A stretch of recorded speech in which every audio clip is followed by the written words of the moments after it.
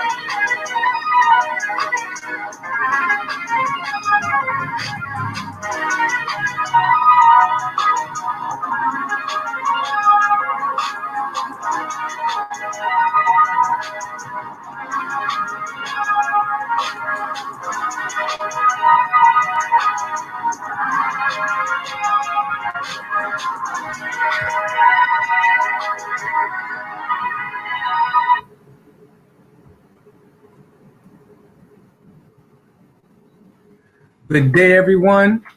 You are live with King Sigma today, Wednesday, June 3rd, 2020. And my, must I say that 2020, we're only on month 6, just the beginning of June. And the first 6 months of this year truly have been bringing a lot of clarity. So just like 2020 vision, it seems like the year 2020 has really cleared my vision. It seems to be bringing a lot of the issues that have been bubbling below the surface across this country, specifically with Black men and Black men being murdered by race soldiers in different forms of police brutality cases. And for me, I guess it hits home literally because this all started here in my adopted city of Minneapolis and the Twin Cities area with the knee restraint murder of George Floyd at the hands of former officer Derek Chauvin and his team of thug cops. So for those that have been keeping track, the state of Minnesota has been catching a lot of attention from the news media over the last, I'd say, 5 years because of different high-profile murders that happened at the hands of cops. In fact, the last one was actually a Black Somali American cop who was found guilty, the first police officer ever found guilty of murdering a civilian while on duty when he murdered a white woman. And that family ended up, quietly as it was kept, receiving one of the largest payouts by a city state to a family in one of these wrongful death type of cases at the hand of these cops. So Minnesota has been making the news. We had the Philando Castile situation where he was a legal gun owner, was murdered because of a trigger happy white Latino cop. We had the Jamar Clark situation as well. And this thing has been going on for a long time. Shout out to Big Poke Dog. Salute to you, brother. So these cases have actually been going on all across urban America for years, man.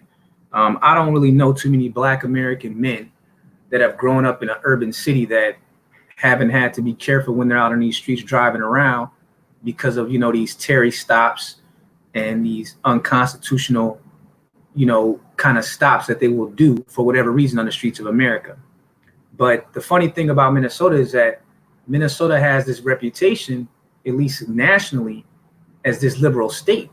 But I'm not sure how they gained that reputation over at least the last 25 years, because Minnesota has definitely become a swing purple type of state, which was very clear in the last election when Donald Trump only lost by 45,000 votes. Now, a lot of people don't understand. And they're like, how did Trump come so close? Because you really don't understand the upper Midwest. In order to understand the upper Midwest, you have to understand the way that the metropolitan areas have a lot of the more quote unquote liberal sentiment versus the outstate areas tend to have more of a conservative bent to a white nationalist bent. So in 2016, it really wasn't discussed enough, the fact that Trump, for the first time, I think in 30 years or so, had won the state of Wisconsin, my home state, and he came close to winning Minnesota. And I don't remember, did he win Michigan? I think he might have won Michigan in 2016 too. But he might run the table in 2020 for the upper Midwest just because of the dynamics of how the popular vote is and the electoral vote is.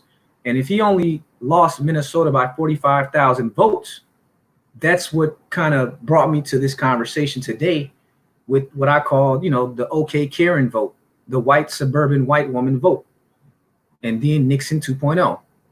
Now, many people are probably thinking, you've lost your mind if you think that Donald Trump has any chance of winning in 2020 after the pandemic, after the current social unrest settles down. And I actually thought to myself, am I misreading all this information from the late 60s? No, I went and double checked. I'm not misreading things. When you look at the OK Karen vote in 2016, you had white women really decided the election and Black men in 2016. Now, it's not talked about, But white women and black men are now the silent minority vote. We're the silent minority vote. We're a critical vote because, you know, there was a combination of black men going third party and Republican in 2016. And the Democrats tapped out at about 80% of the black male vote in 2016. So the question becomes, has the tendency for black men's voting preferences changed towards Democrats, or does it lean towards Republican? Does it lean more towards a protest vote, or does it lean more towards a third party vote? I think that the protest, third party, and GOP vote will increase for black men in 2020. So that's so the Democrats, maybe they cap out at 65% of the black male vote, which I don't think they can even win with that small of a number of black men voting for the Democrats, right? But the really more important vote is the larger female vote, right? So the white female voted about a 55% clip for Donald Trump in 2016. Now, most people would say, well, the Republicans, they're going after, abortion and a lot of the issues that women say that they care about. So they're telling you that it's going to flip, that 55% or so of the Karen vote is going to end up voting for the Democratic Party, for Joe Biden, which he's been under so much fire the last 6 months. This guy is dealing with a rape allegation, and it was so hypocritical because the standard that I've always fought against, and other men that speak against the misandry narrative, we've always said that stick to due process, do not believe all women, do not believe anyone, but believe a fair trial in front of your peers. That's what we believe in, due process. Now, up until Joe Biden caught a case, everybody was all, waving their flags of believe all women, and they were willing to incarcerate without a trial. We saw what happened with Bill Cosby. We saw what happened with R. Kelly, then the poster child for the whole Me Too movement, Harvey Weinstein.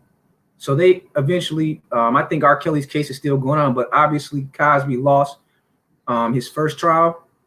Weinstein lost his first trial. And it's just an army of men whose lives were destroyed just in the last, 8 years or so, because of policies that Joe Biden and other male feminists like him passed, specifically former Senator Al Franken, who lost his career over allegations. And he's lived to regret that. Every time they put a microphone in front of him, he's complaining about how he was treated unfairly by the feminists that he empowered. So that's kind of the situation with Joe Biden right now, is that he has this Tara Reade case that's in the background that the media has gone out of their way to suppress. And again, I'm all for due process, but it's funny that when Joe Biden, when everything was great for him and he had a clear lane, he chose the side of the misinterest, right? But the moment that he wanted to become president and he had all these women coming forward, even little girls' parents coming forward saying that he had inappropriately touched their daughters, men saying that he had done things with their wives. You even had a congressional member, she said that he had touched her inappropriately. So he got hit with a barrage of sexual assault and sexual harassment type claims in 2019. But boy, they quickly buried all of that, because for them, they're willing to sacrifice their values and their integrity for power. And that's what I want to talk about, is the power dynamic that's in the background of all of this civil unrest and protesting right now. And like I've told you guys before, I'm all for, peaceful protests. And I get a lot of flack because I'm actually pro reparations for Native Black Americans, which many people say that we're 40 million deep, but it's actually more like 32, 33 million when you actually break us down by Native Black Americans. But whatever the case, so my political views, they're definitely across the spectrum. But I think it's very hypocritical of Joe Biden, who destroyed many, many lives with that Dear Colleague memo that he, Barack Obama, and the Democratic Party, controlled by the radical feminists, put out for the universities across America. Because that kind of preceded the Me Too movement, was that Dear Colleague letter, which switched the standard by which those accused on college campuses of different kind of inappropriate sexual relations, they were using the old standard, the criminal standard, which is the one that you should have, but they changed it to a preponderance of evidence where you didn't get to cross-examine the person accusing you of rape or sexual harassment or misappropriate behavior, whatever, on a college campus, and you could just be kicked out of school, even while you were trying to appeal the decision. So that was under Biden, Al Franken, and Barack Obama. They did that. But soon as Joe Biden gets accused of some kind of sexual misconduct, all of a sudden they want to bury that whole story, and now they blame the victim. Because remember, the misinterest was always talking about, stop blaming the victim. We got to believe all women. But the moment that Joe Biden finds himself in the crosshairs of a potential civil suit and criminal charges and losing his opportunity to become the next president, now we don't believe women anymore. We gotta look at the facts of the case, what we have been talking about forever on his side. So all of a sudden, Joe Biden becomes a great gift to those that are against the misinterest narrative, because he himself helped create the Me Too movement, and now he's helped destroy the Me Too movement's credibility, at least.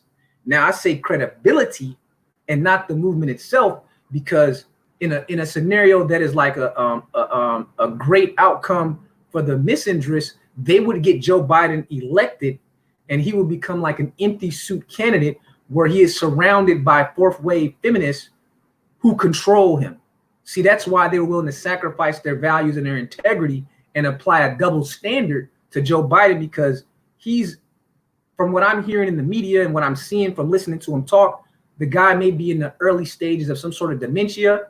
He also has this corruption case where I think Hillary Clinton's been subpoenaed. His son's being subpoenaed by the Judiciary Committee in Congress for like certain kind of corruption charges in China and Russia. You know, his record on civil rights and criminal injustice and things like that is about to be examined in a way that he's not prepared for, because we saw the way that Tulsi Gabbard hit Kamala Harris and how Kamala Harris also hit him on the criminal record. And that was under a controlled, CNN type platform where they won't let you say the things that you need to say. But now with all this civil unrest related to over policing, police brutality, his whole record is about to be fully examined. And then he has all these corruption charges. So shout out to the brother OG Bobby Johnson. Got to support free thinking black men. We got. Oh, that's absolute. That's definitely the truth. At this stage of the game, if you're a black man and you haven't figured out that you're on your own, then I don't know what's going to wake you up, because these protests, a lot of it has to do with who's going to get what money from whatever kind of programs that might come out of said protests, right? But there isn't really any organizations that are committed to the Native Black American men that will be at the forefront of receiving whatever kind of government funds that they might get if they got, like, let's say, a Joe Biden kind of presidency. None of them really work for Native Black American men. They're for all these what they call people of color or minorities, but they rarely, we are like we're the banner that they use for these marches, and our dead bodies seem to be the only time when we're relevant. If a black man is killed by a police officer, then he becomes relevant, or it's a very strange dynamic. But any other time, the 90th percentile of Black American men are invisible to society, to the political dialogue, and damn sure to the politicians. The same politicians that sit around talking about justice and we're going to do this for black people, you only ever hear them talk about the Native Black American man as an individual demographic when it's one of these murders or black men are doing something that's pathological. But outside of that, we're not in the political conversation this year, especially from the left side. And I tell you guys all the time, I'm an independent voter, but I look at each issue, and I have to say, Donald Trump has done more economically for Black Americans and Black American men specifically than the Democrats have done. And this whole case is a great example when I break down some numbers for you. Now, there's a reason why I played the clip of the first Native Black American billionaire in America's history, Robert L. Johnson, the former owner of BET. Now, you're listening to Robert L. Johnson tell you what I already had told you months ago about reparations, that number was going to be somewhere between 10 and 14 trillion if it ever happened. This isn't a guy who's like some liberal leftist communist. He actually has been meeting with Donald Trump for the last 2 or 3 years to talk about what can be done to really uplift the black majority. Now, it took him, this man is like 74, 75 years old, Robert F. Johnson. He built his money on his own ingenuity and vision, and then he sold it at the right time to become the first black billionaire before his divorce from his wife, which took half of his money. But for him to finally come around to it after seeing this protest turn into riots, and some people say he's a Republican now. He hasn't come out and said he's a Republican, but he did go against Barack Obama in 2008 and was for Hillary Clinton. And since then, he's made a lot of comments against the Democrats. And he's also, got on some kind of business council with Donald Trump's team. So he's one of those people that's probably, I guess you would call like a conservative Democrat or a liberal Republican. Maybe there's no term for it yet. But for Robert, L. Johnson to come out with his kind of credibility, with his kind of business acumen, that thing has caught legs in a way that it hadn't before because of these protests. So some things good can come out of it. I don't know where that thing will go. And so we don't even have to go too far down that lane, but I'll just say that politically, I think a lot of people are coming around to the fact that what I've been saying is that culture and economics are the two things that are really hindering the Black American majority right now. A culture that's not progressive, that's not about competency, that's not about production, and it's not about putting skin in the game. Instead of asking for people to help you, it's that lack of being, willingness to help yourself kind of thing. So that comes from a victim kind of culture, a feminine culture, and a regressive kind of culture. So what we're asking for now is that, can you get that economic transfer? And if so, according to Robert L. Johnson, you still have the cultural problem. So the economic part is a factor, but that's not going to solve the problem because we've learned many times. Shout out to the brother Reg, the bad guy. Appreciate that, homie. That cultural piece is important because we've learned many times that you can give a dummy money and they can blow the money. And in a lot of times, you got like multimillionaires, super rich, and they be the first ones to take their own lives. The first ones to say how depressed they are because the money is not an end in itself. It's a means to an end.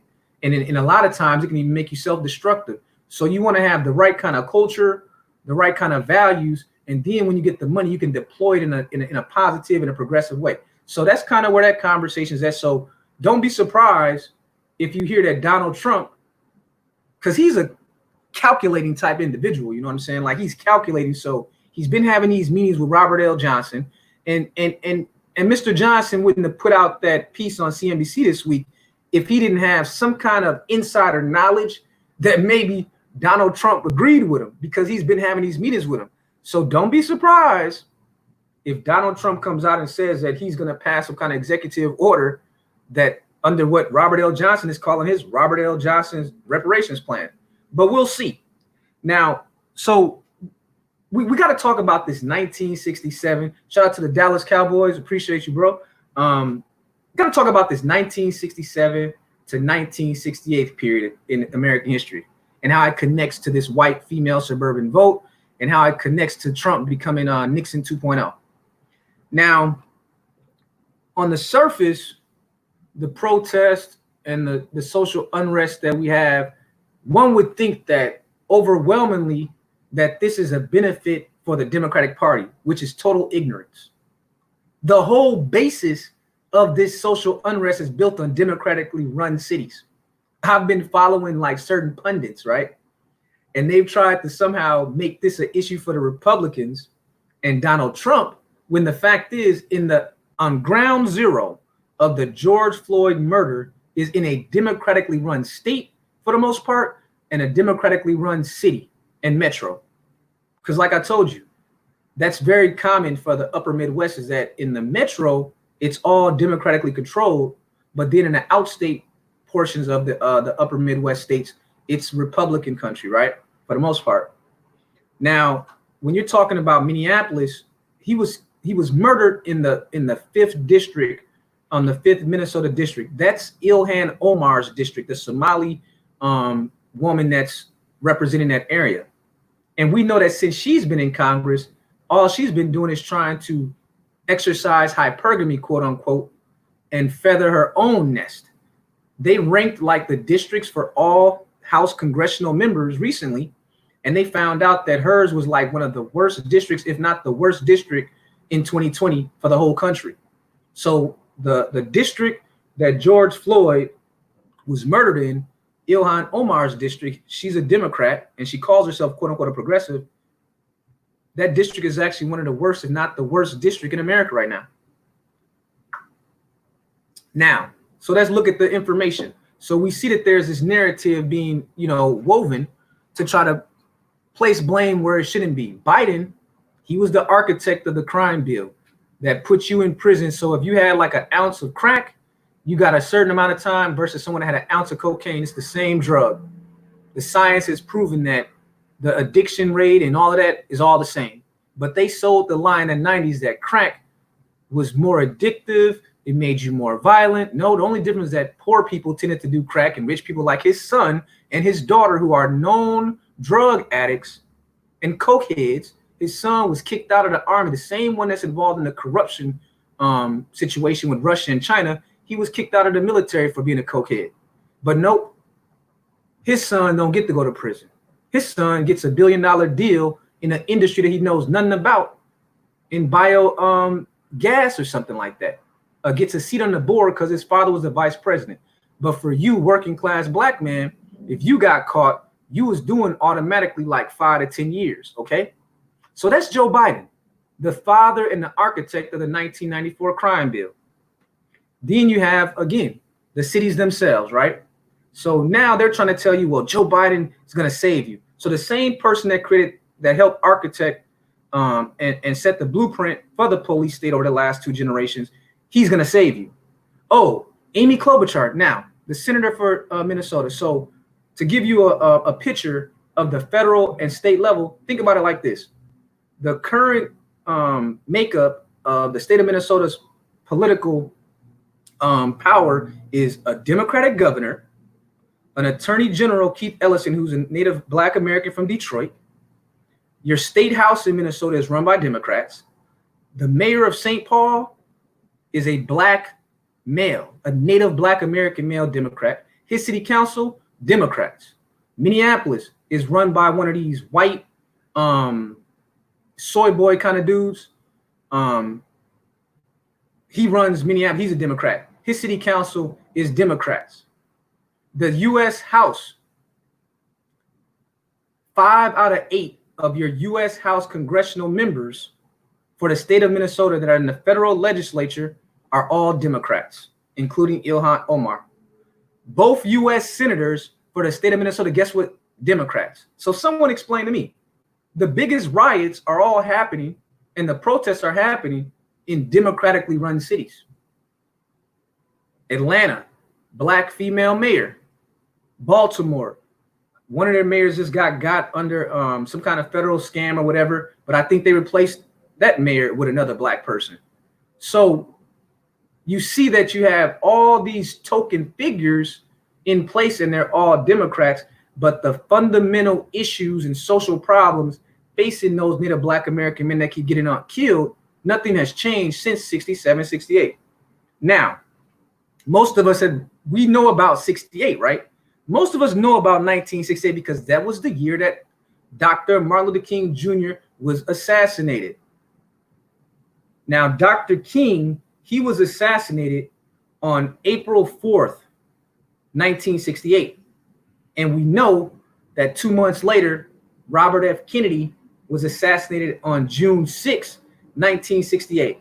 And that period had like a lot of social unrest, rebellion, and riots because of the assassinations of people that the working class truly believed in, which was totally understandable. But everyone seems to have forgotten the 12-month period before that. That's what people have forgotten. They called 1967, that summer, that was basically between May and September, that period of time in 1967 was called like the long, hot summer of 1967. And for some reason, many people have forgotten that history. man, they had some deadly riots that in 1967, man, because you had a very similar dynamic to what you have right now. You had this weird situation where you had Native Black Americans, these white liberals, and some other groups that found themselves agreeing on certain things, like they were against the Vietnam War. They wanted more social rights and civil rights and things like that to be protected by the government. So basically, 1967 saw a whole bunch of riots. They claim it was 159, but some say it was even more. So we'll just say that at least 159 riots happened between the period of around late May to Labor Day 1967. And it's important that we understand what happened before 1968, because then it gives you an idea why it just really just exploded with King's assassination and RFK and all that.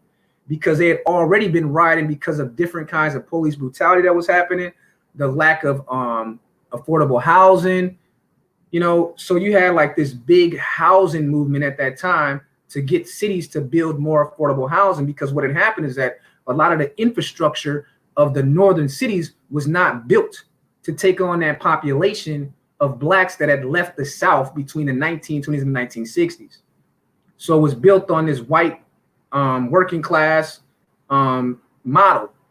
But what happened is that with the great migration of blacks from the South over those 2 decades preceding, like, you know, the 40s, after the World War II specifically, so basically World War II to 1968, there wasn't enough housing. So that was a big issue, because with the passage of the Voting Rights Act of 65 and the Civil Rights Acts of 64, they were just dealing with like voting rights and your basic civil rights, but they weren't dealing with the details of life, like money, housing, and things like that. So they just wanted to get blacks off and underneath the Jim Crow boot, right? So in 1967, it just kind of exploded, man. Starting really around May, but it really exploded in the large cities in July. So Detroit and Newark are considered like the biggest race riots of that summer, and they both started in very interesting ways. Detroit, it started when there was an after-hours juke joint kind of spot in Detroit, where, you know, brothers got together and the females came through, drinking, partying, playing pool, playing cards, just something that, you know, older black folks used to do back in the 60s and 70s. Think of like a Superfly movie or something. And police just decided to raid the spot, and they arrested these people that were in there. And these were working class guys that, you know, worked for like Ford Motor Company. These weren't no thugs or gangsters, anything, but it was just that kind of lifestyle back then, that, you know, people work all day and they party long and hard back in those days. I know that my grandparents did it. They know how to party in that silent generation, man. They really did. So the police ended up arresting him and breaking it up on some illegal charges or whatever. And I guess that the individuals arrested had like some kind of notoriety within that community at that time. And there was already these tensions from housing issues and police brutality issues or whatever. And it just kind of started as like a little event of arrest, and more people gathered.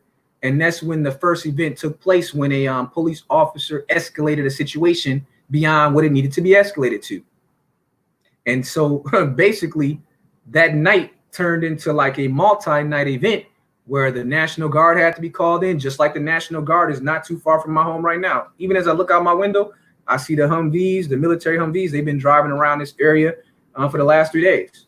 So I guess I'll become used to seeing them, the National Guard out here now. And that event in Detroit led to the arrest of like over 7,000 people, 90% of them blacks. And there were at least 1,200 injuries. And they say that there was no less than 43 murders. And almost all of them were blacks. I think like maybe one cop got killed in the Detroit riots. But what really stood out to me about Detroit in 1967 was the damage done to black people's property. Because I wanted to know, you know, it's important to look at the outcomes, because again, on the surface, it looks one way, but then the aftermath looks totally different. And in that situation in Detroit, they destroyed a lot of black businesses, man. When you read some of the footage from like the, look at some of the footage, It even shows it. But when you actually listen to quotes from black business owners in Detroit, man, they said, yo, they were coming up in here. They didn't care if you were black, white, Korean, whatever. You were a business and you were looked at as like the opposition, and they destroyed your stuff. And in the situation in Detroit, something that stood out to me about was the total cost of property damage in Detroit. And remember, Detroit was a black city with some of the first black congressional members at that time. John Conyers, which ironically, John Conyers is the original writer of the HR 40 Black Reparations Bill. He's the one that wrote it. He died like a year or two ago. But he was actually the Congress member for Detroit at the time when they were rioting, and they actually destroyed his car because he was out there in the streets trying to get people to stop, rioting.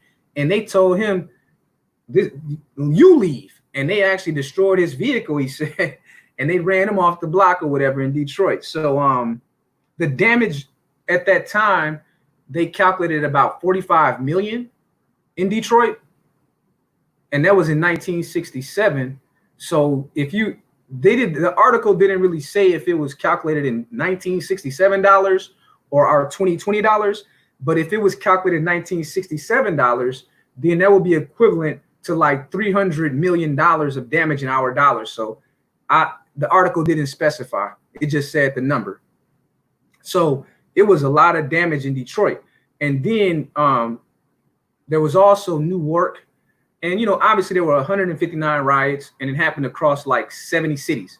But the major ones was like Detroit and Newark. And in Newark, it was about half of the damage and the arrest and the deaths of Detroit that summer. But the issues was the same. It was housing and police brutality was what sparked it. And all of the situations kind of just started on some like off one situation or event. Because even in Milwaukee, and this would have been a time when my grandparents just got to Milwaukee, because my maternal side was in the Milwaukee area, and my grandfather's side, went from Mississippi to Chicago. So on my father's side. So Chicago, Milwaukee, that's where most of my relatives were up until the last decade. Now they've begun to move west, like Texas. And I got some relatives that have moved back down south, especially like the older ones in my family. They all seem to be moving back to Mississippi in their 70s and 80s now. They want to die in their on their parents' land or whatnot. Appreciate you, Sick Lid. Thank God for those party they brought us. Man, I always like talking to my great uncles and my aunts or whatever about the olden days or whatever. But my family being from Mississippi, man, they were part of that great migration to the north. So I have a real good understanding of the last 60 years just from them and from my own experience. And I could tell you, man, this thing in Minnesota was going to blow at any time, because Wisconsin and Minnesota, as quiet as it's kept. So every year they do like this report. Social Science Academy does this report called The Worst State for Black Americans, right?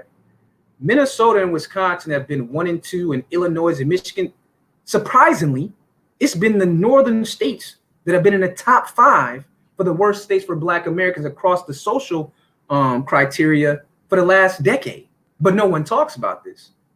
Yes, somehow the North became like the new Jim Crow for Black people, because our gentrification in the North is heavy, man. It's heavy. And a lot of the northern cities have lost their Black middle class over the last generation or last 30 years or so, because of globalization, because of deindustrializing the urban America in the North. So a lot of the middle class, and then you had the 2008, 2010 housing crisis come through, that knocked off a large portion of the Black middle class too. So we're really dealing with the after effects of that and the lack of policy, real policy and real economic empowerment and cultural change under Barack Obama. Again, Barack Obama was not worried about the issues related to Native Black Americans. He was worried about alternative lifestyles, pumping their agenda, and he was concerned with immigrants and their agenda, and he was definitely concerned with that radical feminist agenda. So that's the party, the Democratic Party that Barack Obama, Joe Biden, Al Franken created. You see what I'm saying? So that's where we're at right now. Shout out to Chris C. Appreciate you, bro. So Xanato says, that's why I call it the Deep North. Yeah, man. The North is very, very segregated, man. Milwaukee, where they're having the Democratic National Convention, my hometown, is still the most segregated city in America even today. And people don't know that. So there's this image of change, but there really hasn't been any like change economically or culturally which the cultural part is mostly on the fault of the people themselves, but the economic part has like certain kind of a history, right? But the North is very segregated.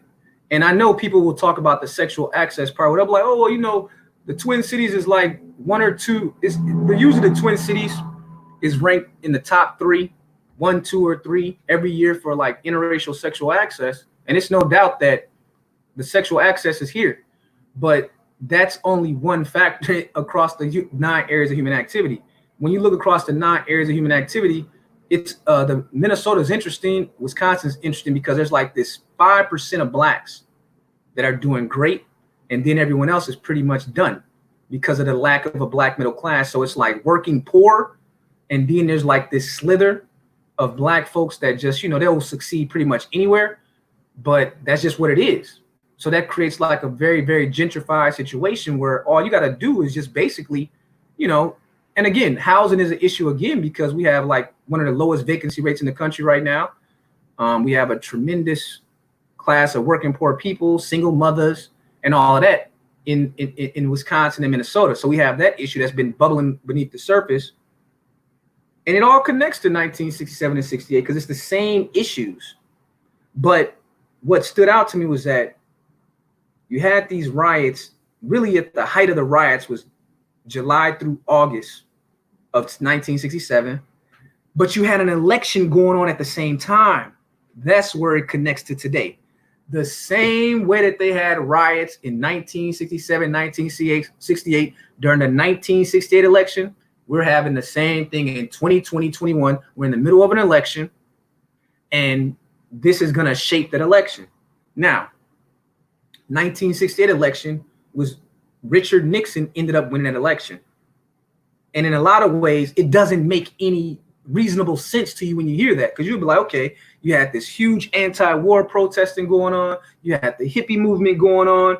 This was the Black Power movement was at its peak at this time. And then you had these riots for quote unquote social justice going on all during the last 12 months preceding election. So everyone would have thought, well, a Democrat's going to win that because, Lyndon B. Johnson was the president at that time. He had his Great Society. He had the war on poverty going, and he was actually pumping money into the cities in fear of more riots and things like that. But what sunk his candidacy was that Vietnam War, or he actually would have had that Vietnam War. That was like the Waterloo for Lyndon B. Johnson, because he actually was pumping money at that time into the cities because of like the Kerner Commission and the Moynihan Report. But that Vietnam War, that was more important to the white liberal left than anything that he might have been doing as far as like the poverty and the war on poverty or whatever. So he actually, people have forgotten this, but he actually pulled out of the Democratic primary in 1968 because of that Vietnam War. So that left, again, now this is where it's funny how history is. It was actually Hubert H. Humphrey is like a son of the state of Minnesota. He's one of these guys that is like a pure Minnesotan, born and raised in Minnesota, worked at all the political levels. He was a mayor of Minneapolis before. He was a House representative. I think he was a senator. He was the vice president for LBJ. So he ended up taking the mantle of LBJ, and he ran in the Democratic primary, but he was running against Robert F. Kennedy. And as you guys so the 3 top candidates for the Democratic primary in 1968 was Hubert H. Humphrey of Minnesota, okay, Eugene McCarthy, and then Robert F. Kennedy. Robert F. Kennedy was one of these guys that got in late, but he had like a lot of notoriety at that time. He had a lot of fame. He was liked amongst the working people of America, but he was assassinated after the California primary in 68. So he had won the California primary and he was gaining steam. So that pretty much left Hubert H. Humphrey and Eugene McCarthy to go at it again in Chicago, 1968. Guess what happened in 1968 again? They had riots at the Democratic National Convention as well. So you just had this 12-month period, man, between 1967 and the election of 1968 where there were just like hundreds of riots all throughout the country. And the normal person like you and I living in 2020 would have thought, oh, okay, well, obviously the Democrats who were fighting for social justice would have had an easy victory. But no, The reverse happened. The reverse happened.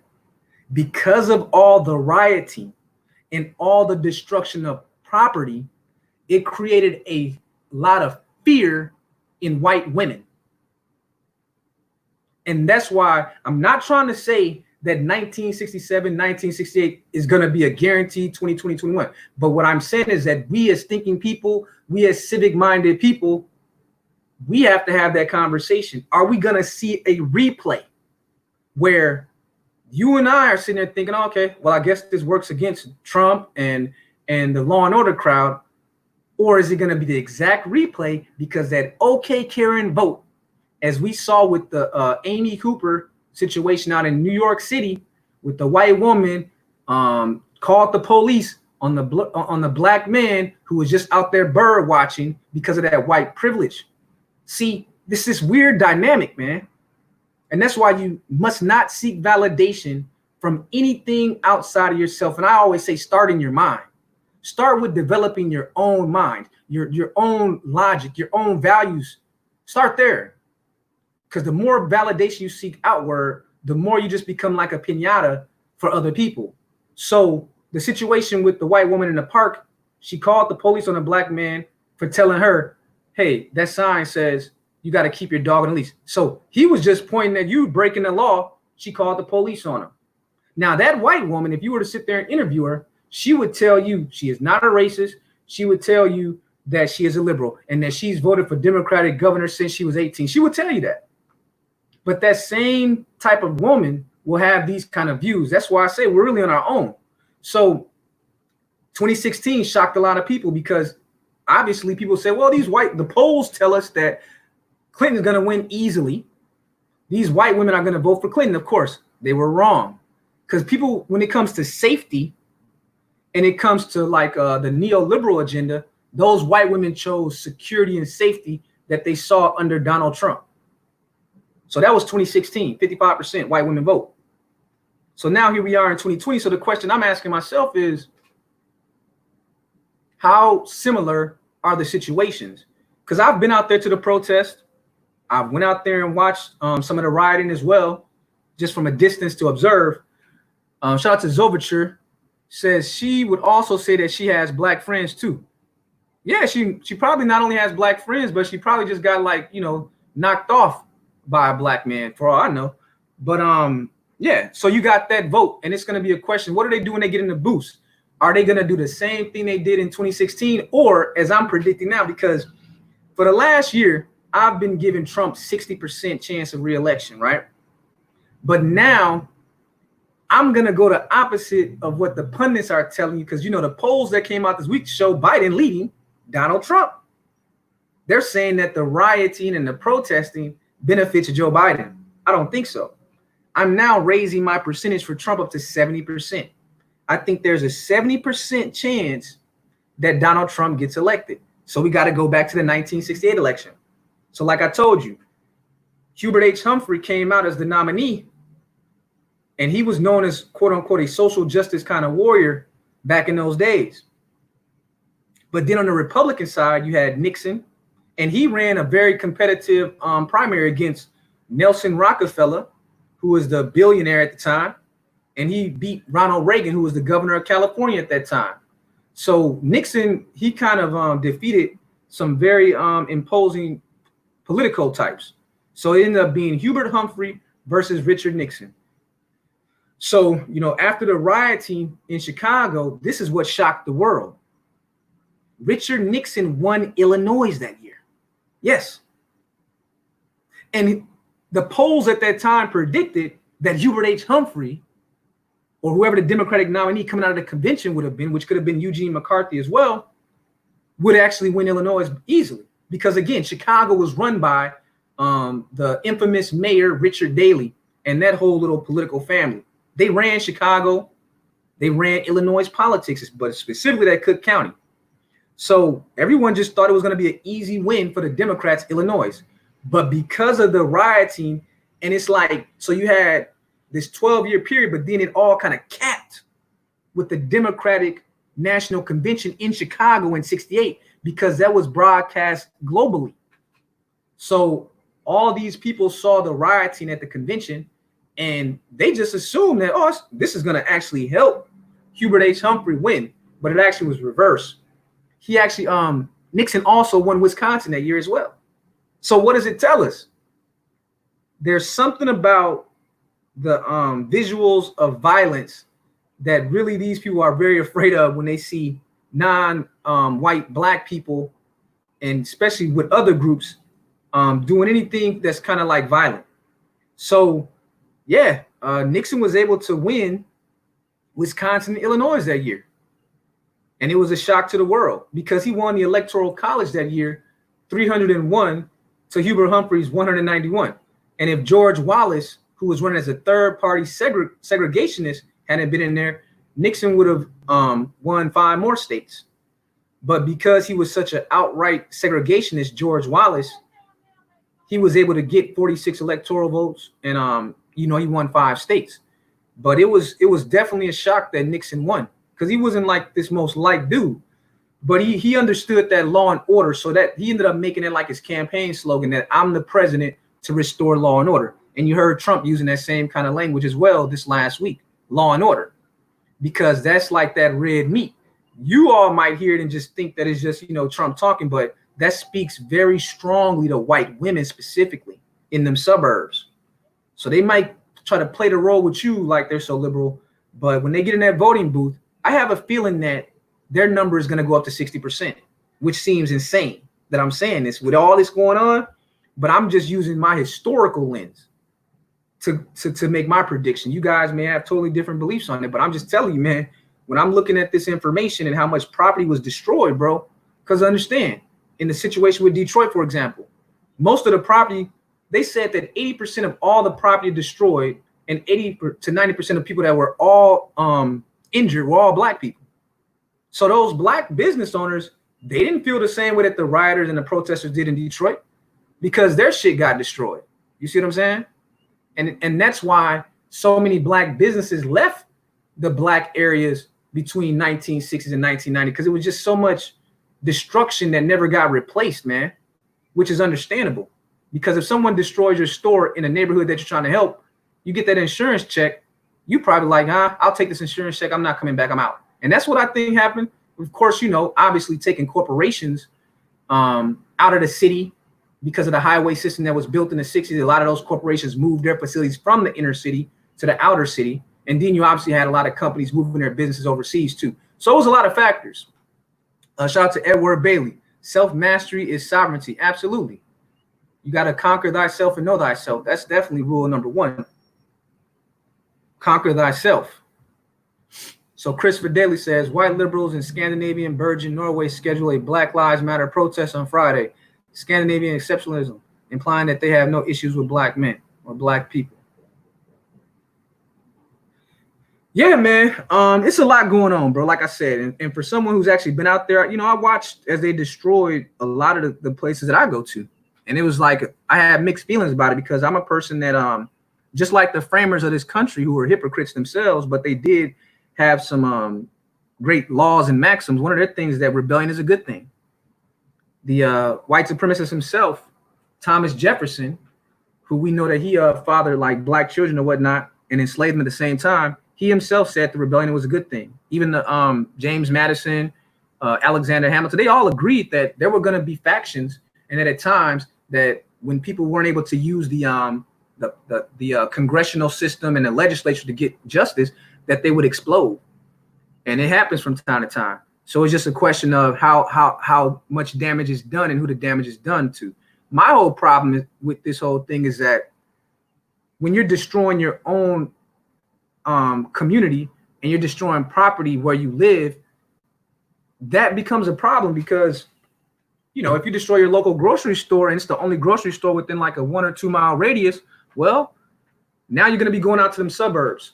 So I just asked the question, why aren't y'all burning up the governor's mansion? They haven't, we in my city, our governor mansion is right within the city limits, unlike some other places where it's like separate in the suburbs. Our governor for the state mansion is right in the city, in the urban area.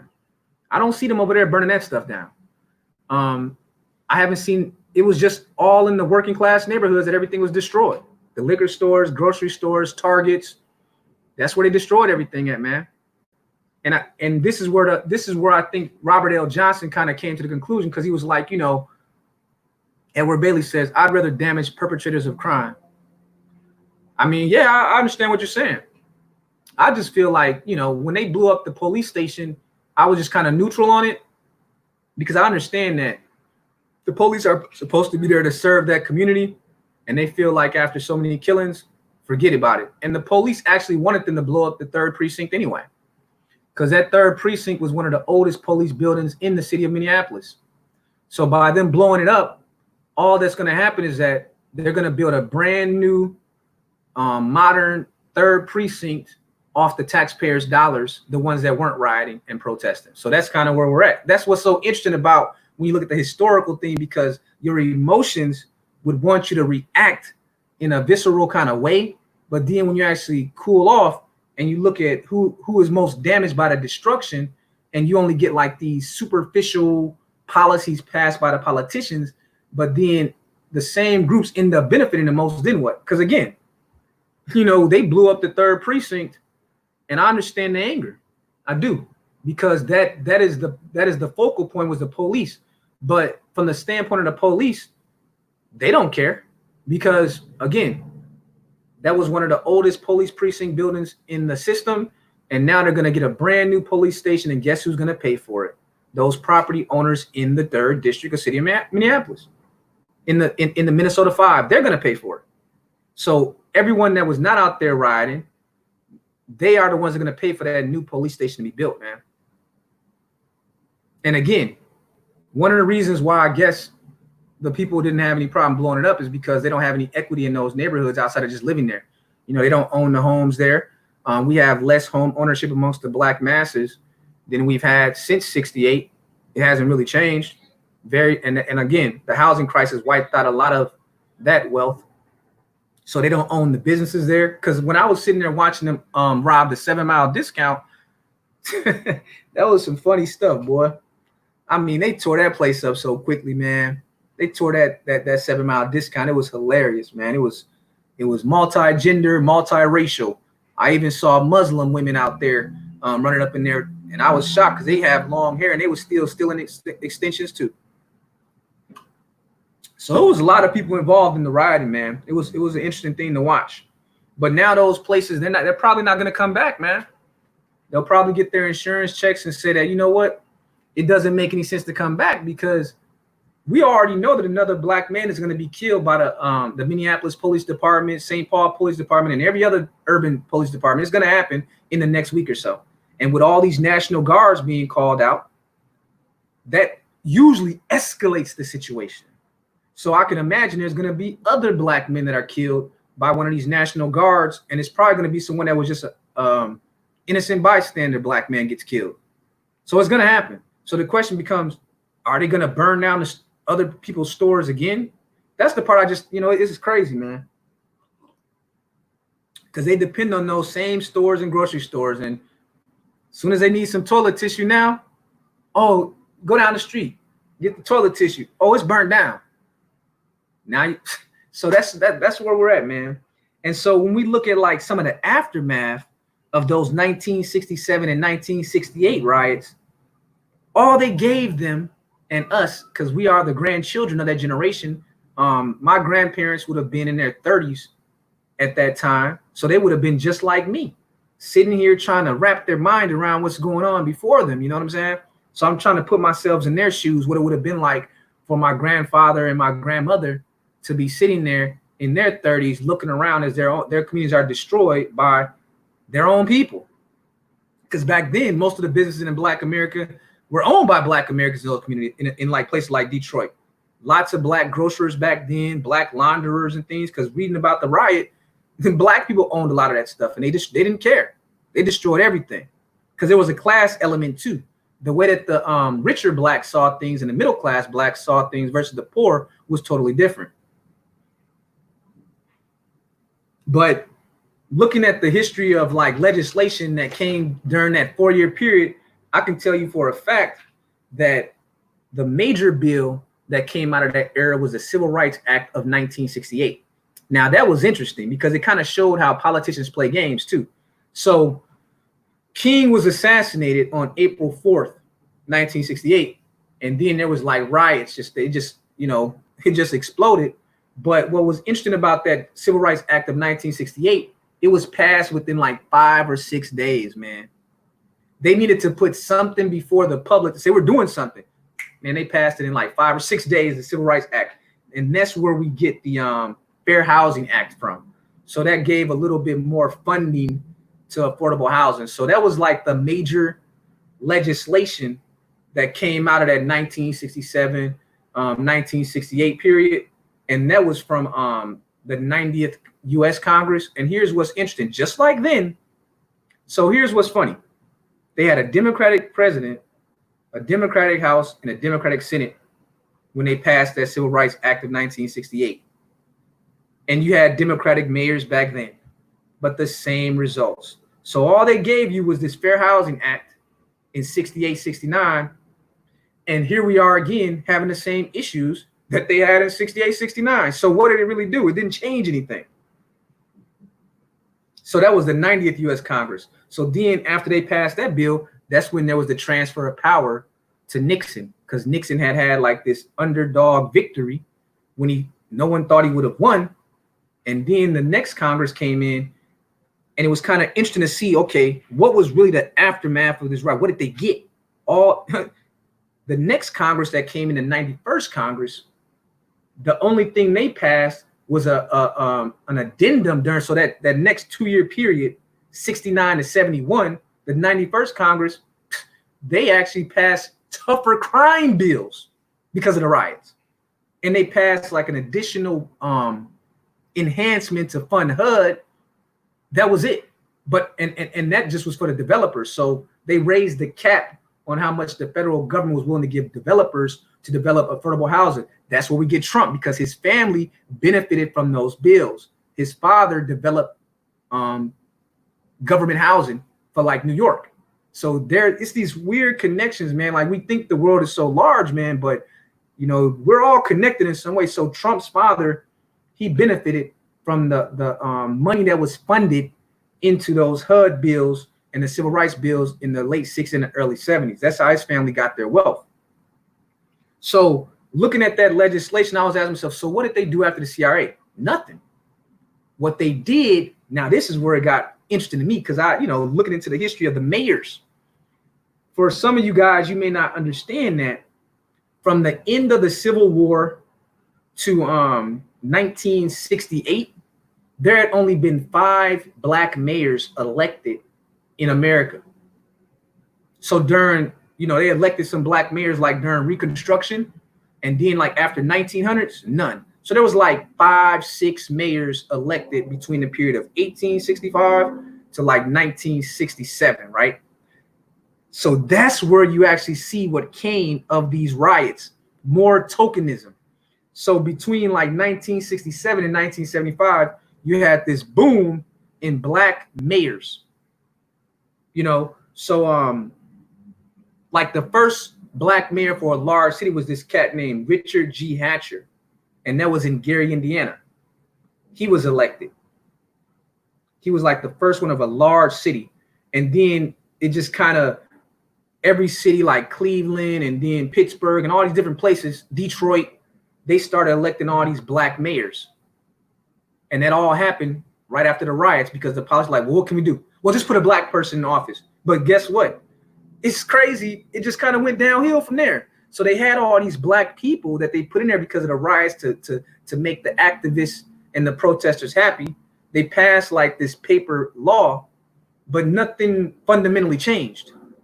So that's kind of how we the brother Jamal mentions Tom Bradley in LA, and you had Coleman Young in Detroit. So all that kind of happened in like a 5 to 7 year period following the riots.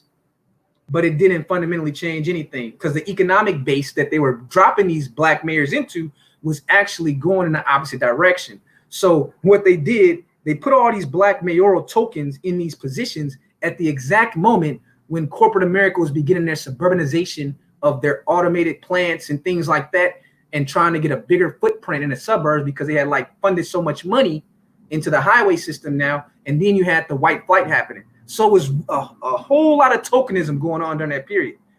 But these mayors got cities that were actually worth less when they arrived than they were the day before they arrived, because all of those corporations were moving out of LA, moving out of the DC areas, moving out of Detroit City, and moving to Auburn Hills, moving to Orange County and things like that. Because this is kind of before they started moving to other countries. So this was that first step before they started moving all of the corporations to other countries and things like that. But that was another thing that we got out of those riots, was a lot of tokenism. So it was funny because, you know, when you read the Civil Rights Act, it teaches you about how these politicians work. So you have a Civil Rights Act. This is supposed to be an act that all the funds, all the policies in it are dedicated to improving people's civil rights. But guess what? The Southern segregationists, which made up a certain percentage of the Democratic Party at that time, were able to sneak in what they called the Anti-Riot Act. See, again, and this was on the back of other tough on crime laws that they started to pass in the late 60s and the early 70s. All while electing all these black mayors, they were actually strengthening the police state at the same time. So the black working people might have saw these black mayors just kind of like how blacks saw Barack Obama in 2008. But the irony was that they were passing all these federal crime bills that they didn't even have before, and trying to restrict the gun rights of black people, specifically black men, during that same period. Because, you know, you had like the Black Panthers showing up at the California governor's Capitol Hill in California or whatnot, in Sacramento. So you had these displays of militancy by black men specifically, and carrying guns, just like the whites that you saw carrying guns at the Capitol over the course of the pandemic. But the moment that those black men showed up with them guns, low key, those federal legislatures started writing all kind of laws, and they were actually inserting the laws in civil rights bills that were supposed to be to the benefit of black people and supposed to expand their civil and political rights. But actually, they were low-key restricting them. So you guys should look into the Anti-Riot Act, and it's going to shock you when you find out that they put that actually in the civil rights bill that was supposed to help blacks after the rioting. So that was one of the things that they did. And they put a lot of enforcement mechanisms in that Anti-Riot Act. And so that kind of led me to try to figure out, okay, how did they do this? Come to find out, it was a specific individual that you all are probably familiar with named H. Rap Brown. He was a black man that was known for his activism back in the 70s or whatever, the 60s and the 70s. Unfortunately, he's in prison right now, serving a lifetime sentence for killing 2 black sheriffs in a Fulton County down there in Atlanta or Georgia, wherever Fulton County is. But H. Rap Brown at that time, when he was like in his 20s and 30s, he was a member of SNCC and the Black Panther Party. And he was telling black men to go and, you know, start their own militias. And, you know, he was very hyperbolic in his language towards white people. And he was telling black people that they need to defend themselves, that they need to represent the Second Amendment fully. And that's when the Southerners and a lot of these whites got really terrified, and they started trying to pass these toughening the laws against those black men. So H. Rap Brown, he caught a case because of that rhetoric and because of him carrying guns. So they tried to catch him on a charge, but he beat the charge on the gun rap.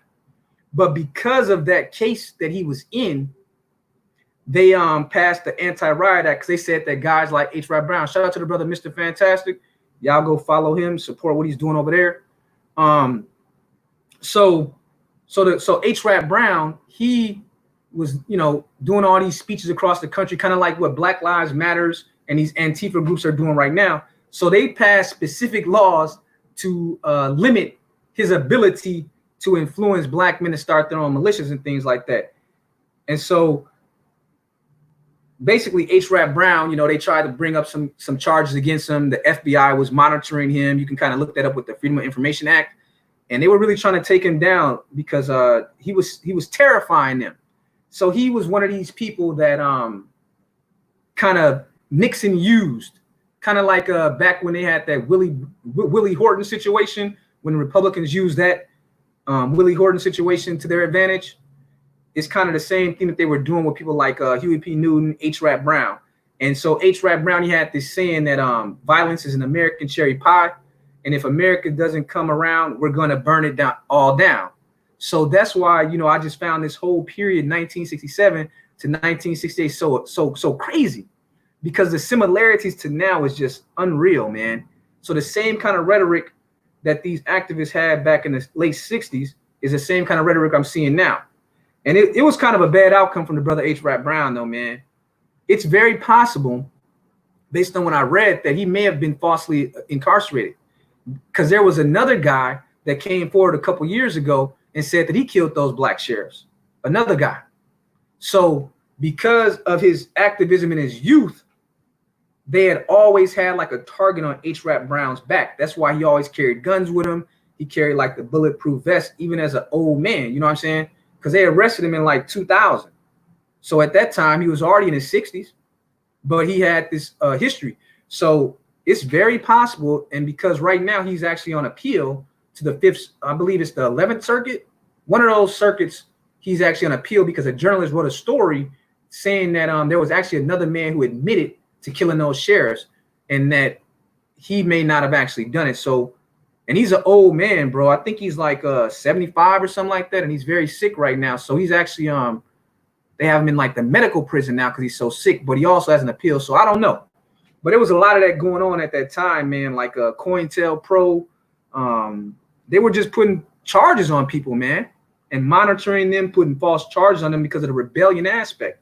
And they damn sure didn't want to see black men with guns. So that's kind of what happened, man.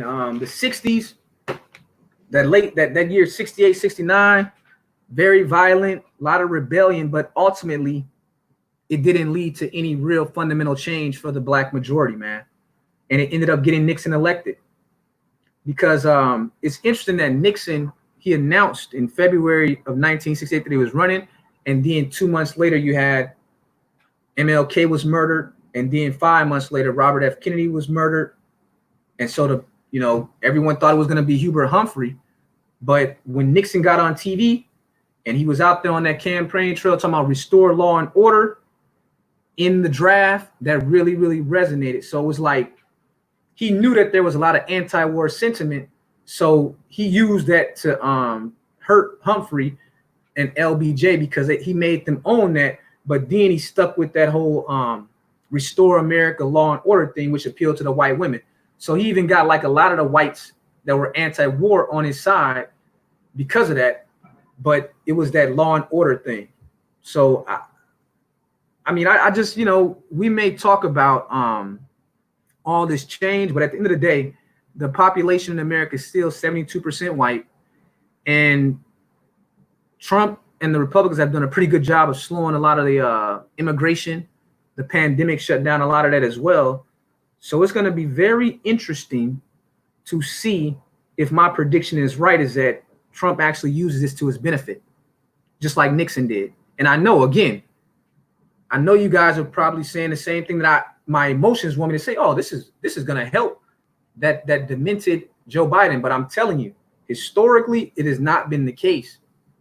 It's been that they wanted order. So the question is, the white activists that you see out there, do they represent the white majority or do they represent the white minority? So that's what I'm trying to figure out myself, because I've had a couple conversations with these people out there, and I wasn't impressed with, their responses. And you could definitely see that their discomfort in the way I was explaining how I felt about the whole thing. Because I had asked one of these white folks, I said, why aren't y'all burning down that Wells Fargo building right there? I haven't seen no one spray painting or firebomb it. No one's down there right now. And they really didn't have no answer to that. So, the governor's mansion and all the mayor's house and all that, they're the power in most urban cities, but I haven't seen anything, man.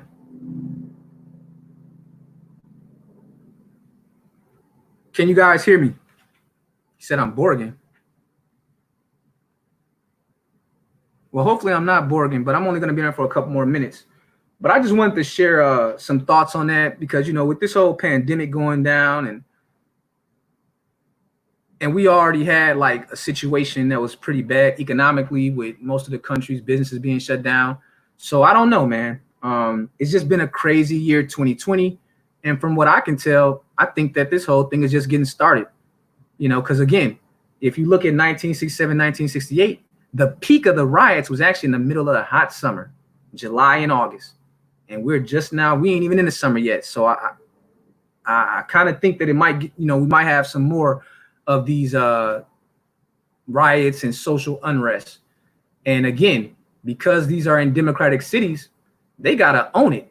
And the Senator Amy Klobuchar, she was one of the last 5 on the VP list. And this whole thing was directly connected to her, a Democrat who was the Hennepin County prosecutor who let Derek Chauvin off and a whole bunch of other murderous and brutalizing cops. So her whole little vice president thing is at risk. Now, most people would say, oh, it's over for her. But you know what? I keep trying to tell y'all, man, Joe Biden is the father of mass incarceration and over policing of Native Black Americans.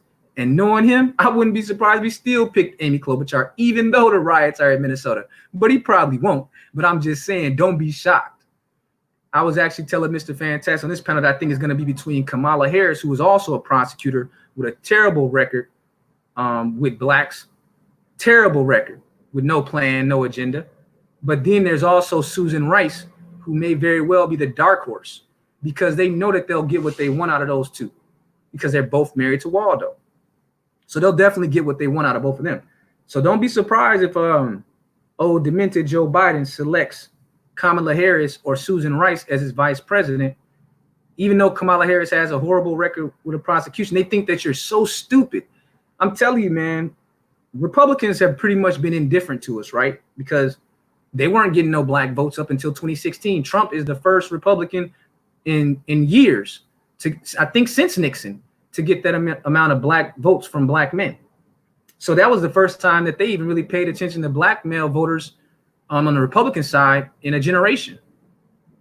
But the Democrats have been getting your vote as black men above 90% for the last 60 years. And that dropped to 80%. Now they're looking around trying to figure out how to pull black men back into voting for them, even though they're the ones that have been controlling those same police that have been brutalizing these black men.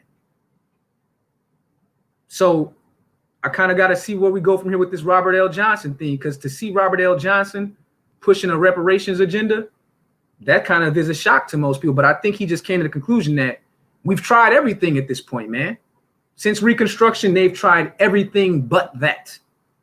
You see what I'm saying? They've done everything. They've tried every kind of policy. They passed like how many civil rights bills, how many housing bills, but none of it has moved the needle. So I guess the time for radical policy is now if it's ever going to get done. I mean, they bailed out Wall Street and gave them $6 trillion over the last 60 days with no problem. So I guess that's why he said what he said. So we'll see. I'm skeptical that it'll happen, but I'm a person, I still always keep my optimism because I think that as long as we're breathing and as long as we're thinking and learning, we always have a chance to change things. But I'm just not going to hold my breath on it. So just read a couple comments before I get up out of here. I appreciate y'all coming through, and letting me get some thoughts off my mind. Because sometimes, man, you be having these thoughts and you want to put it out there for other people to let them, chew on it and see what they come to. And if it's a similar conclusion, because some people are like, man, this is an easy victory for the Democrats. But I'm telling you, man, that's not what I'm seeing. So let me see what you guys are saying.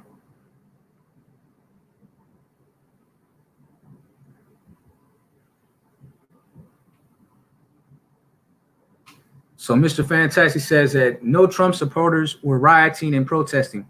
All this did was further solidify his base and push abused black and white business owners plus those afraid of violence to the right. I agree with you, Mr. Fantastic, but we're in the minority, man. We're in the minority. But then again, you ask these people, have you read the history on the riots of the 60s? Have you looked at the politics of this? They don't actually do the reading though.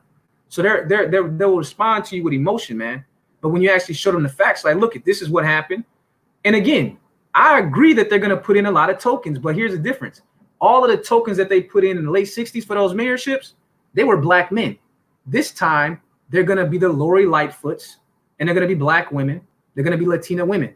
That's what's going to happen. And you guys, when this time next year, when I'm right, just remember that I was being doubted because I was bringing the history that makes people uncomfortable. I'm uncomfortable knowing that after all that destruction in the late 60s, it really came to nothing. I'm uncomfortable with it. it sped up gentrification of that time, what they called white flight. It was like a reversal. So the whites used to live in the cities, and with those riots, they jetted to the suburbs, and they forced the government to put more and more money into building the roads with taxpayer dollars because they wanted to get out the cities, and they left the cities to the working class blacks. And then the corporations left when the white workers left. That's the true history, man. So again, I'm telling you, they're going to do the same thing they did last time unless Robert L. Johnson is correct. I hope Robert L. Johnson gets what he wants from Trump, because that is the only thing that hasn't been tried at this point. Everything else has failed. You see what I'm saying? And then because this is a good situation for everybody, and more than likely, if Robert L. Johnson is able to make that deal with Trump, it'll pretty much be the last thing that white America probably does for black Americans ever again, because they would finally feel like their hands are washed of all the sins. And then they're going to say, well, we still think that it's our culture and it's not the money, but it'll be that last thing that they can do to wash their hands and at the same time either get disproven or proven right. So it's going to be a very interesting 6 months, man, for the rest of 2020. So let me read a couple more of you guys' comments, man. See what Xanatos talking about. Xanatos says, let Sleepy Joe pick Susan Rice or Kamala and see how fast I'll vote Trump out of protest. He's better off choosing a Warren so that I'll be indifferent enough to vote third-party libertarian. Now, that's interesting that Xanatos says that, because on this channel, I've always told you that I thought that Elizabeth Warren, because of the dynamics of the Democratic Party, that she was going to be the actual nominee. I was surprised that she didn't win. I really was, because again, Joe Biden, he was losing all the primaries until he got to South Carolina. And like he said, my blackies bailed me out. Joe Biden literally said that, bro. His campaign was done. It was about to be down to Bernie Sanders, Elizabeth Warren, and I think Amy Klobuchar. But they got to South Carolina, and Joe Biden's blackies bailed him out. And that's his own words. He said, my blackies saved me. And that's why he came out and said he's going to put a black woman on the U.S. Supreme Court, and he was hinting that he would put a black woman as VP, but I just don't see that happening. And I'm gonna tell you why. I find it hard that the white feminist is gonna let them put a black female as a vice president for a white woman. I think that was just him pandering and giving lip service. But Joe Biden literally said that his blackie saved him in South Carolina, which they literally did. So Xanatos, I'm actually with you on that one, but I actually I thought Elizabeth Warren really was going to be the nominee because she fits that whole Democratic model right now. Northeasterner, feminist, okay Karen type. And she really did have her okay Karen moment when she said that Bernie Sanders told her that he didn't believe that there could be a female president. So that was a pure okay Karen moment right there. So yeah. I've always thought that she would be the nominee, but don't be surprised if he's just giving lip service to those black females who he calls his blackies and his mammies. Do not be surprised, because he already told me I'm not black since I'm not voting for him. He said I'm not black. So I found out through Joe Biden that as of 2020, I ain't black no more, because he knows his mammies and his blackies very well.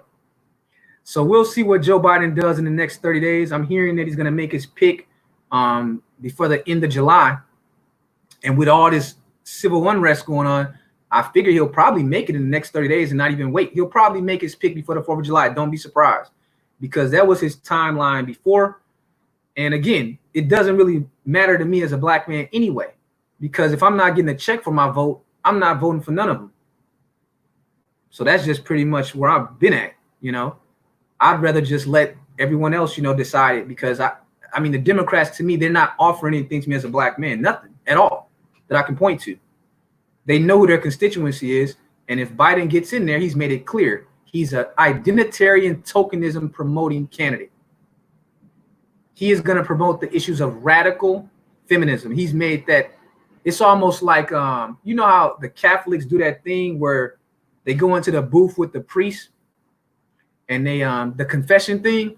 It's almost like Joe Biden's whole campaign is like making good on all the things that he did himself, like as far as like accusations of rape and sexual harassment and all that. So it's like he's telling these radical feminists that I know that I've done these sins. I know that I put other men in prison for the same things that I'm accused of, but I'm gonna give you guys everything you want if you just elect. It's insane. So 2020 is crazy, man. Let me see. Joe Biden. So Turbattle says Joe Biden won't do anything for black males after Jim Clyburn saved him in South Carolina. Absolutely. Why would you? If I was a politician and I was really of the mindset of someone like Joe Biden, like I thought like a plantation slaveholder, I wouldn't do anything for you either, because you haven't proven to him that you're willing to abstain from voting for him. I mean, everyone had Joe Biden dead in the water. He lost Iowa. He lost New Hampshire. He lost everything. They saved him with South Carolina, which allowed him to win Super Tuesday. And Barack Obama and the Obamas was behind that victory, because they said, hey, man, you know, you guys got to step out and let Joe get this victory, because they were so terrified of like Bernie Sanders, who I still to this day don't believe that he's 100% for the stuff he says. I've always believed that he's all rhetoric, because he doesn't fight for his position like a candidate that really wanted to win would. So I've never really been a big believer in that whole Bernie Sanders is this like anti-establishment person. I've never believed it. So that's how Joe got his victory. Jim Clyburn saved him. Then he told Jim Clyburn, hey, you know, we're going to get us a vice president that's a black woman, which Joe Biden has been lying about everything his entire career. So I don't know why anyone would believe him. So JR Andre says, love the content. Keep doing your thing, man. I appreciate that, JR. Thanks for, you know, showing up and listening to my little rant. Let me see. Let me see. Christopher Daly said it's quite condescending that they want to address American racism, but not Jonte Lovin, which is basically a more annoyance form of Scandinavian racism. I mean, like I said, bro, to me, Christopher, I just don't, I believe that it's all lip service, man. Because again, they've passed every kind of civil rights bill that they can pass at this point. There's nothing more that they can pass. They actually have to want to enforce it. A law is just something on a piece of paper, man. If there's no enforcement mechanism and there's no money in it, it's just a piece of paper. And that's what it's been. A lot of lip service. Get you their program has been lip service, paper laws, and tokens. That's it. That's pretty much been their program for the last 6 years. And Joe Biden, being from that generation of that Dixiecrat kind of Democrat, mass incarceration, tough on crime, chicken hawk that he is gonna still be in that mindset, because remember, the man is almost like demented right now. So he's still stuck in that kind of strategy. And there's nothing been done by the majority of blacks that would make him think differently, because he won South Carolina with no agenda for blacks. So we're gonna see where this thing goes. I appreciate you all coming through. Shout out to, you know, content creators Xanatos Clutch and Mr. Fantastic for stopping. I saw Ty City drop in and Grinch as well. You guys go support those brothers and what they're saying. And we'll see, man. But just don't be surprised by anything over the next 6 months. I mean, I saw the Trump administration release like ET footage right during the pandemic saying that they got UFOs. So I don't know, man. But maybe we'll all be surprised. And so Xanatos said that he thought that Elizabeth Warren would be the VP. I always thought that Elizabeth Warren would be their choice for president. And don't be surprised if he or myself end up being right on that, and that magically Joe Biden ends up with that Wuhan.